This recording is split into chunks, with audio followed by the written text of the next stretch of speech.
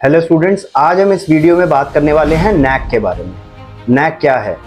National assessment and accreditation council. This is the full form of NAAC. NAAC है क्या, क्या कार्य करता है, यूनिवर्सिटीज़ के एस्पेक्ट में उसका क्या रोल है, क्या रैंकिंग देता है, किन पैरामीटर्स में काम करता है, इसके बारे में मैं आपको डिटेल्ड एक वीडियो बना के दे रहा हूँ जो आपको डिटेल्ड अंडरस्टैंडिंग देगा NAC की इंफॉर्मेशन के बारे में। NAC was founded in 1994 and it is an autonomous institute of University Grant Commission itself।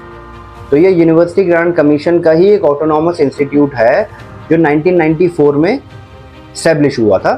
ये इसीलिए स्टैब्लिश किया गया था बिकॉज यूनिवर्सिटी ग्रांट कमीशन के पास और भी बहुत सारे कोऑर्डिनेशन, डिटर्मिनेशन या मेंटेनेंस के काम थे प्राइवेट यूनिवर्सिटीज़ के। उनके पास रैंकिंग फ्रेमवर्क नहीं था कोई बेसिकली, तो they have come up with this institution established जो एक रैंकिंग फ्रेमवर्क देता है किसी भी यूनिवर्सिटी को, और कोई भी यूनिवर्सिटी यहाँ पे या इंस्टीट्यूशन या कॉलेज अप्लाई कर सकता है रैंकिंग प्राप्त करने के लिए। इसके अलग अलग रैंकिंग होते हैं ऑन डिफरेंट पैरामीटर्स। NAC उनको इवेल्युएट करता है। पहले NAC की टीम जाती है उनके कैंपस में, देखती है कैसे लर्निंग रिसोर्सेज हैं, एजुकेशन क्वालिटी कैसी है, फैकल्टी स्टूडेंट रेशियो कैसा है, स्टूडेंट सर्विसेज कैसी हैं, और भी बहुत सारे पैरामीटर्स होते हैं जिस पे उनका इवेल्युएशन होता है, जिस पे एक तरीके का यूनिवर्सिटी इंस्टीट्यूट कॉलेज का टेस्ट होता है।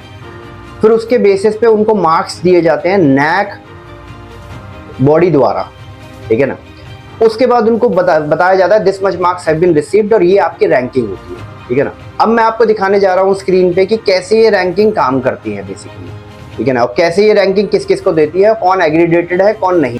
अब मैं आपको NAC की वेबसाइट पे लेके चलता हूँ, दिखाता हूँ NAC की वेबसाइट किस तरीके से दिखती है, कैसे आप ग्रेडिंग सिस्टम समझ सकते हो किसी भी इंस्टीट्यूट, कॉलेज, यूनिवर्सिटी का क्या एग्रीडेशन रैंकिंग उनको दिया गया है, क्या मार्क्स सिस्टम जो होता है उनका।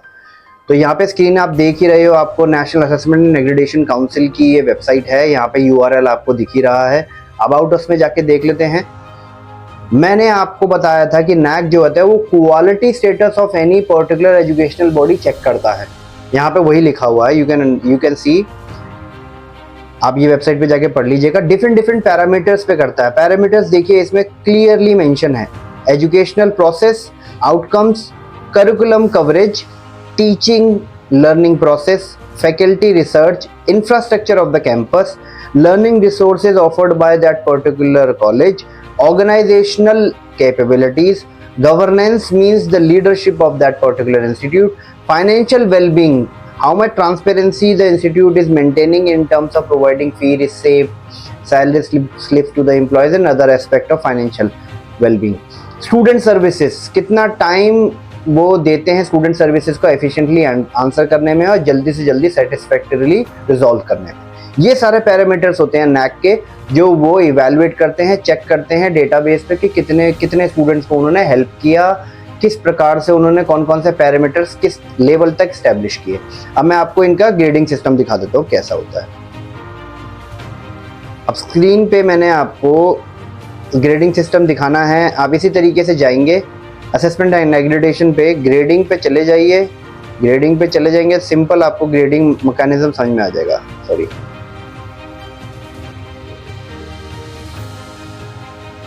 सो ग्रेडिंग सिस्टम कैसे समझते हैं NAC का वो मैं बता देता हूँ। ये वेबसाइट पे आप देख रहे हैं, उसी सेम वेबसाइट पे ये असेसमेंट एंड एग्रीडेशन पे आप चले जाइए। ग्रेडिंग सेक्शन पे आप क्लिक करिए, आपके पास ग्रेडिंग सेक्शन खुल जाएगा। स्क्रॉल नीचे कर लीजिए, ये सारे एलिजिबिलिटी और प्रोसेस बता रखे हैं जो इंस्टीट्यूट अप्लाई करता है। ये अभी के लिए इतने इंपॉर्टेंट नहीं है, आप नीचे चले जाइए। यहाँ पे आप देखेंगे ग्रेडिंग सिस्टम इन्होंने इलैबोरेट करा हुआ है, बहुत प्रिसाइजली इलैबोरेट किया है, ठीक है ना। यहाँ पे आप देखेंगे कौन सी यूनिवर्सिटी ने कितनी CGPA प्राप्त किया है, उनको कितना ग्रेडिंग मिलेगा, ठीक है। तो उसके हिसाब से सेग्रीगेशन किया हुआ है। मिनिमम जो एग्रीडेशन मिलता है वो मिलता है C ग्रेड का, जिसमें CGPA किसी भी यूनिवर्सिटी का होता है 1.51 से लेके 2 के बीच में मिनिमम है। अगर उससे नीचे किसी का है ऑन डिफरेंट पैरामीटर इवैल्यूएशन जो किया है तो वो नॉन एग्रीगेटेड कहलाती है।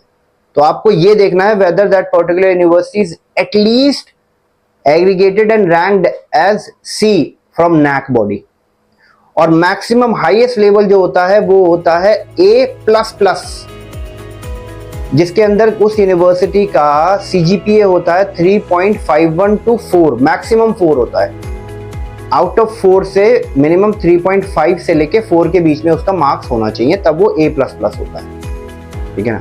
ये A++ ग्रेडिंग अगर किसी की है तो ये आपको दिमाग में रखनी है, बिकॉज ये बहुत सारे पैरामीटर्स में काम आता है, बहुत सारे दूसरे रिकॉग्निशन में काम आता है। वो मैं आपको और अपनी दूसरी वीडियोस में समझाऊंगा, ठीक है ना।